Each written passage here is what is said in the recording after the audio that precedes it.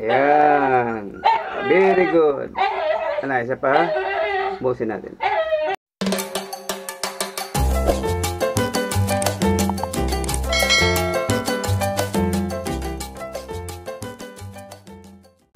Magandang umaga mga kaibigan. Kumusta po tayo?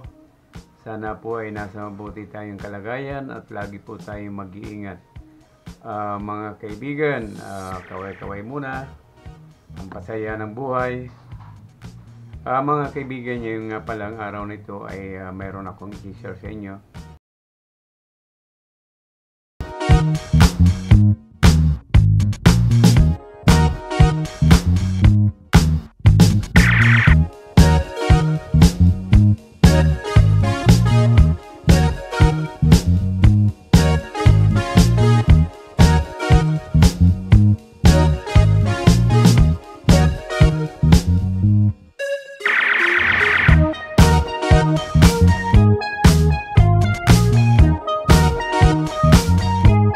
Nabili ko po sa Lazada.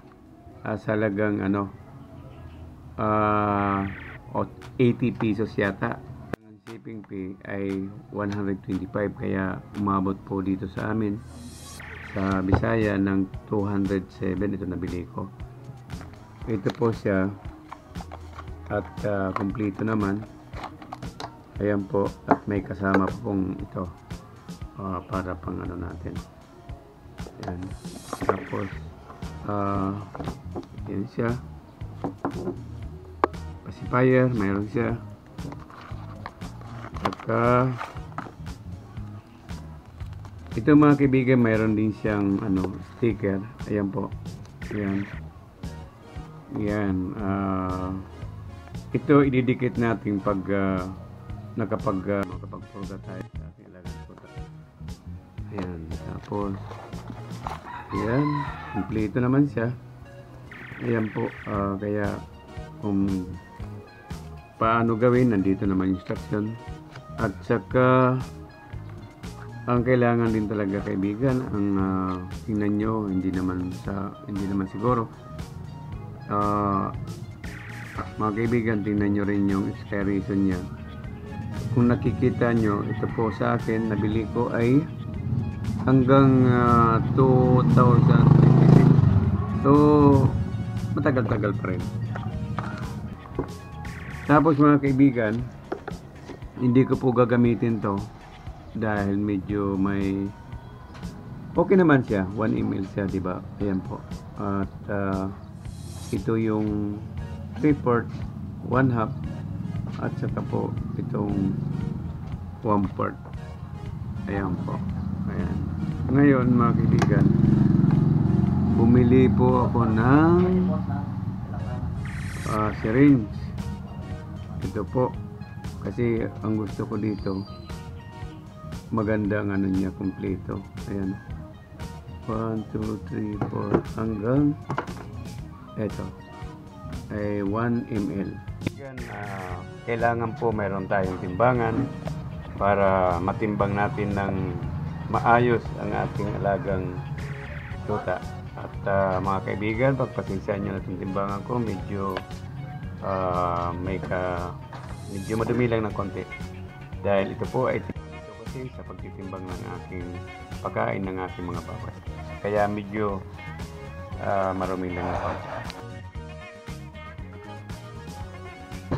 Mga kaibigan, pag ang tuta nyo ay 1 kilo, ayan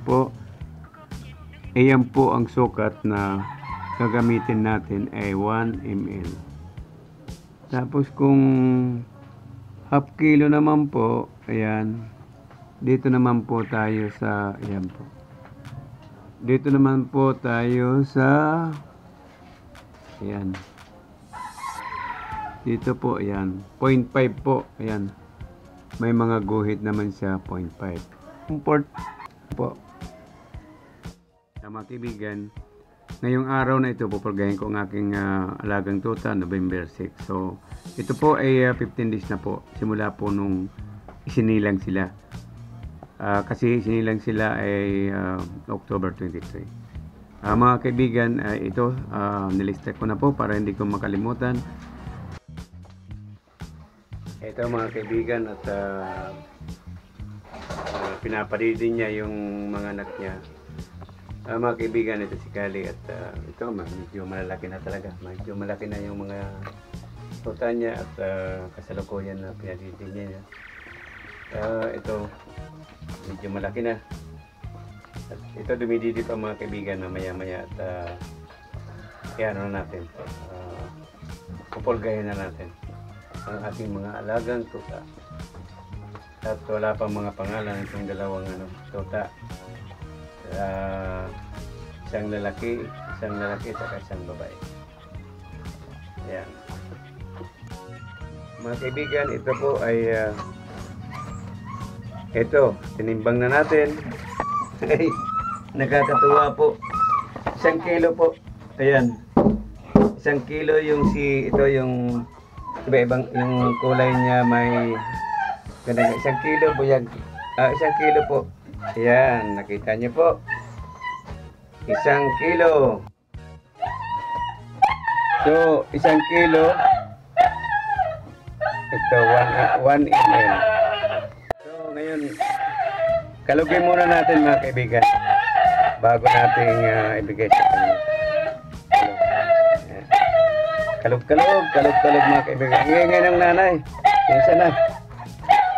Ayaw mag-ano.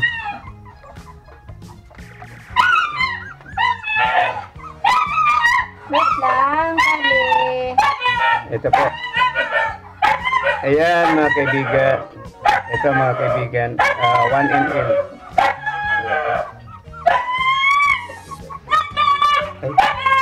Ito.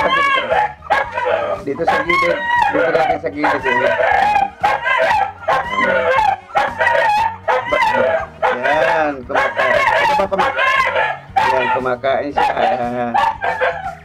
Ayan. Very good. Wow. Oh, very good. Parang dito. Very good. Ayan. Okay na po. At napulga na po natin ng isang tuta. Ayan. Maingay lang nanay. Isa pa. Batan.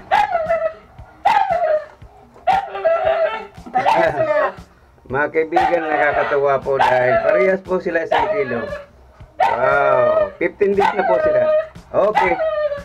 Ito. Teka. Ay. Babae. Ito po.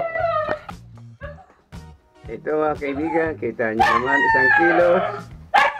1 kilo po ay ito po, 1 ml. Ngayon mga kaibigan, sabay ka ma. Ngayon ka dito lang sa gilid. Yan. Maganda gamitin ang siren kaysa yung pagipaya. Ayan po mga kaibigan. Ayan. Tuwang-tuwa siya. Ayan. Very good. Ano, isa pa? Busin natin. Ayan po. Ganun. Ayan. Very good. Ayan. Very good. Tapos na. Cute. Sige, parang picture. Ayan po, very good. Napurga na po natin ang ating malagang tuta. Dalawa lang po sila. Bali, 15 days po ay 1 kilo po ang timbang nila. Mga kaibigan, nandito na lang po. Maraming salamat. Sana may natutunan kayo sa pagpupurga ng mga tuta. At